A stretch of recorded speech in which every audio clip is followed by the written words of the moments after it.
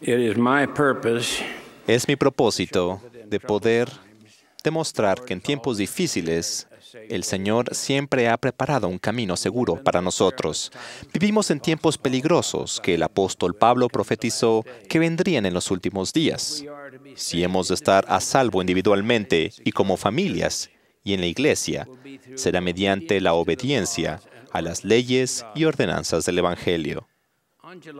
El 24 de julio de 1849, los santos habían estado en el Valle del Lago Salado exactamente 2 años. Al fin eran libres de los años de persecución y asedio, y eso había que celebrarlo. Solo unos años antes, bajo condiciones desastrosas, el profeta José Smith había sufrido por meses en la cárcel de Liberty mientras la chusma echaba a los santos de sus hogares. La palabra cárcel y Liberty, que en español significa libertad, no concuerdan muy bien. José imploró: «Oh, Dios, ¿en dónde estás? ¿Y dónde está el pabellón que cubre tu morada oculta? ¿Hasta cuándo se detendrá tu mano y tu ojo? Sí, tu ojo puro contemplará desde los cielos eternos los agravios de tu pueblo y de tus siervos, y penetrarán sus lamentos en tus oídos».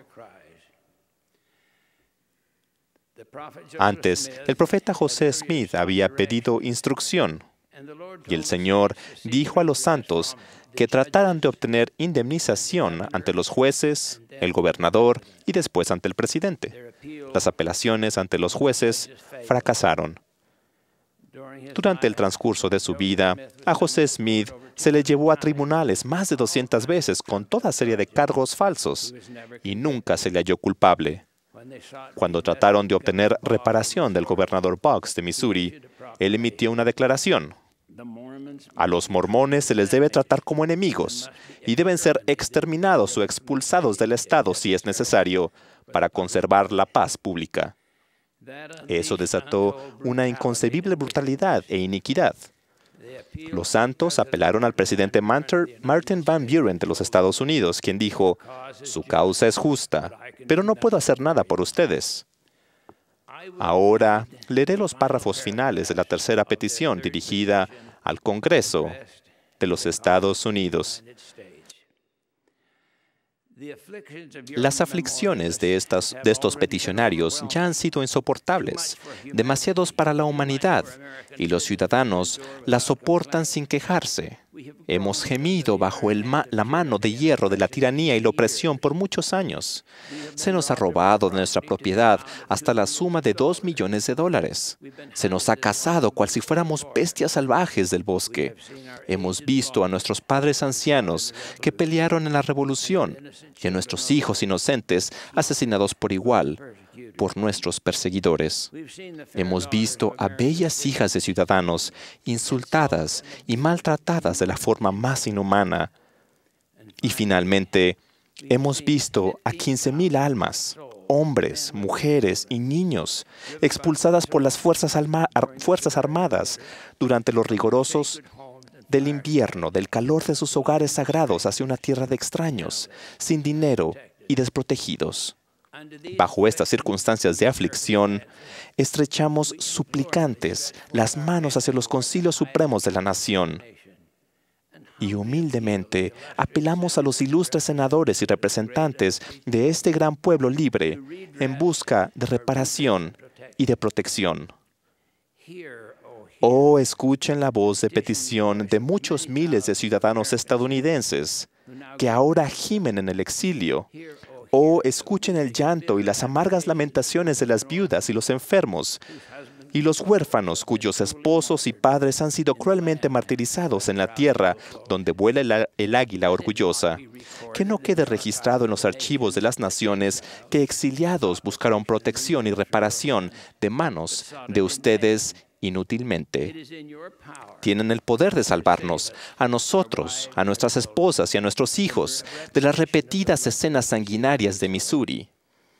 Y así mitigarán grandiosamente los temores de un pueblo perseguido y herido, y estos peticionarios continuarán orando.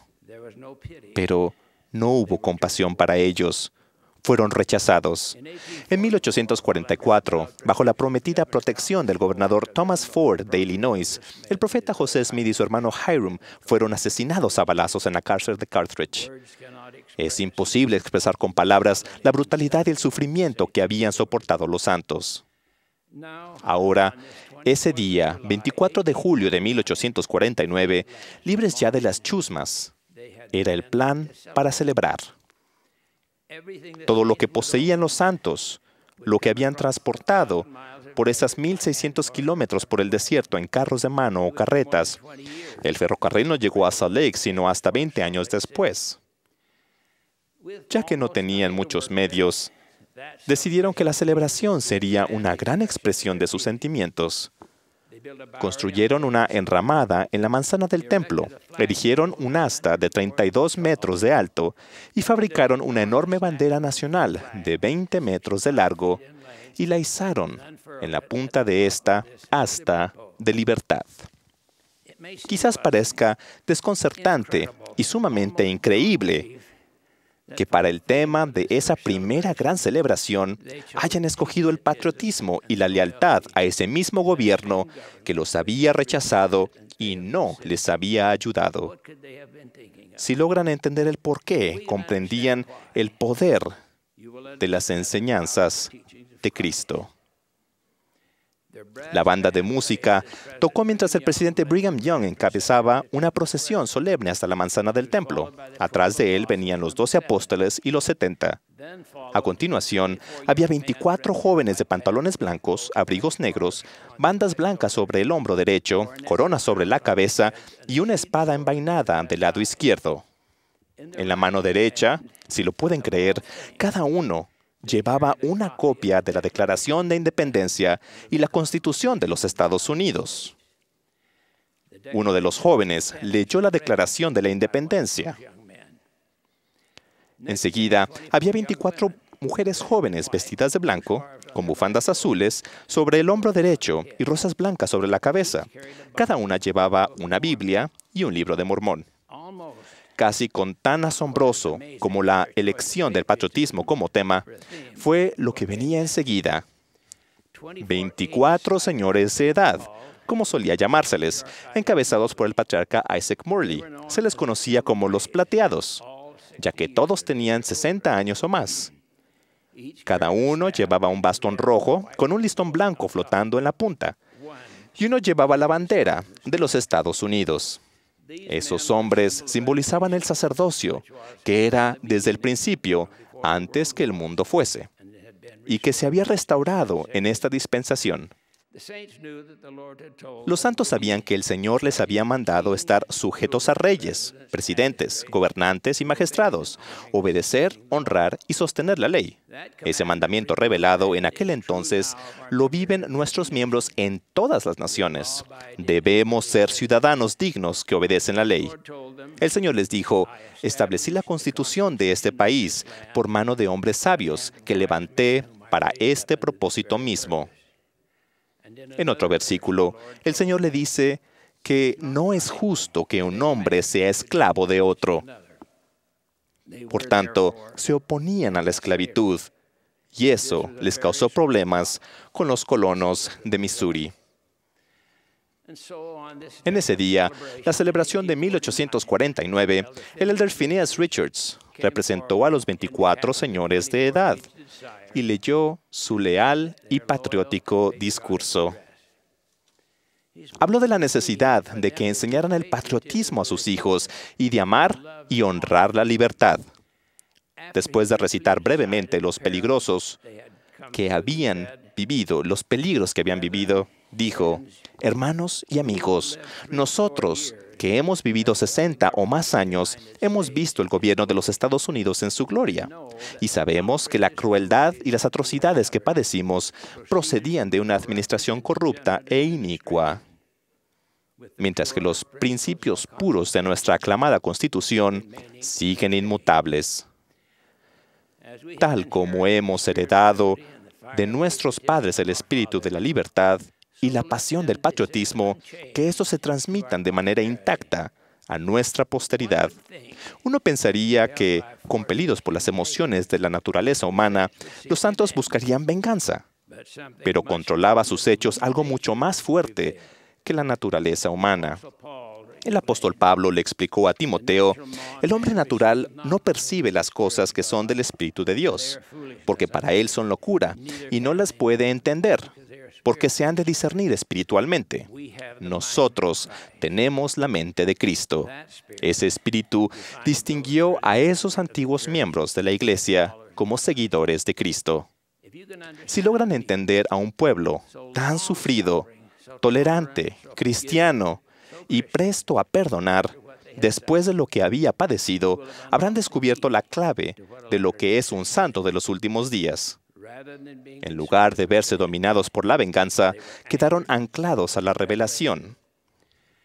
Su camino quedó definido por las enseñanzas que todavía se encuentran en el Antiguo y el Nuevo Testamento, en el Libro de Mormón, Doctrina y Convenios y la Perla de Gran Precio. Si logran entender por qué pudieron celebrar como lo hicieron, lograrán comprender por qué ahora tenemos fe en el Señor Jesucristo, en los principios del Evangelio. En el Libro de Mormón se nos enseña: hablamos de Cristo, nos regocijamos en Cristo, predicamos de Cristo, profetizamos de Cristo y escribimos según nuestras profecías para que nuestros hijos sepan a qué fuente han de acudir para la remisión de sus pecados. Y así hoy, en estos tiempos sumamente peligrosos, en la verdadera Iglesia de Jesucristo, enseñamos y vivimos los principios del Evangelio. Quiero mencionar 3 cosas en cuanto a esa conmemoración de 1849 que eran simbólicas y también proféticas. Primero, los jóvenes llevaban la Constitución y la Declaración de Independencia. Enseguida, cada mujer joven llevaba la Biblia y el Libro de Mormón. Y finalmente, se rindió honor a los hombres mayores, los plateados, en la procesión. Después del programa, tuvieron un banquete en mesas improvisadas. Se invitó a comer a varios cientos de buscadores de oro y también a 60 indios. Y entonces regresaron a su trabajo. El presidente Young dijo: si el pueblo de los Estados Unidos nos dejara en paz por 10 años, no les pediremos ninguna reivindicación. Exactamente 8 años después de la celebración de 1849, los santos estaban en el cañón Little Cottonwood, celebrando otro 24 de julio, cuando llegaron 4 jinetes a informar que había un ejército de aproximadamente 2.500 soldados en las llanuras. El ejército de los Estados Unidos, bajo el mando del coronel Albert Sidney Johnston, había recibido órdenes del presidente James Buchanan de aplastar una supuesta rebelión mormona. Los santos finalizaron la celebración y se dirigieron a casa para preparar las defensas. En lugar de huir, esta vez el presidente Young declaró: no hemos quebrantado ninguna ley y no tenemos motivo para hacerlo, ni intenciones de hacerlo. Pero que una nación venga a destruir a este pueblo, vive el Dios Todopoderoso, que no podrán venir aquí. Mis bisabuelos sepultaron a un hijo en el camino a Nauvoo cuando fueron expulsados de Far West, y otro en Winter Quarters cuando fueron expulsados hacia el oeste. Otra bisabuela, siendo adolescente, empujaba un carro de mano por la orilla del río Platte mientras cantaban: hacia el sol, do Dios lo preparó, buscaremos lugar, do libres ya de miedo y dolor, nos permitan morar. Del otro lado del río, veían el sol reflejándose en las bayonetas de los soldados del ejército. Ni la persecución, podemos ver que en San Luis ella compró un pequeño recuerdo de una bandera americana que ya se lo puso en el vestido. Podemos ver que ni la persecución ni el ejército podían aportar a los santos lo que sabían que era verdad. Se negoció un acuerdo y la guerra de Utah, más tarde llamada el error garrafal del presidente Buchanan, se acabó. Hoy, el sol nunca se pone en las congregaciones de los santos de los últimos días. Somos guiados por los profetas. Cuando murió el profeta José Smith, otro tomó su lugar. Ese orden de sucesión continúa el día de hoy. Hace 6 meses, en la Conferencia General de abril se sostuvo a Thomas S. Monson como el profeta de la Iglesia número 16, solo 5 meses antes de cumplir 81 años. Él sucedió al presidente Gordon B. Hinckley, quien murió en sus 98 años. Los líderes que están a la cabeza de la Iglesia casi siempre tendrán la experiencia de décadas de preparación. El presidente Monson está capacitado para los desafíos de nuestra época. Lo sostienen 2 consejeros y el quórum de los 12 apóstoles, todos ellos profetas, videntes y reveladores. Aquel mismo Lucifer que fue echado de la presencia del Padre sigue empeñado. Él, junto con los ángeles que lo siguieron, causará dificultades para la obra del Señor, y si puede, la destruirá. Pero nosotros mantendremos el rumbo. Debemos anclarnos como familias y como iglesia a esos principios y ordenanzas. Debemos mirar hacia el futuro con fe, sin importar las pruebas que nos aguarden. Y habrá muchas. Debemos permanecer fieles y leales. Doy testimonio de que Dios el Padre y su Hijo Jesucristo viven, que Thomas S. Monson hoy día se llamó como profeta. Se ha izado la bandera y ninguna mano puede detener la iglesia. Hoy nunca a ponerse el sol. En el nombre de Jesucristo. Amén.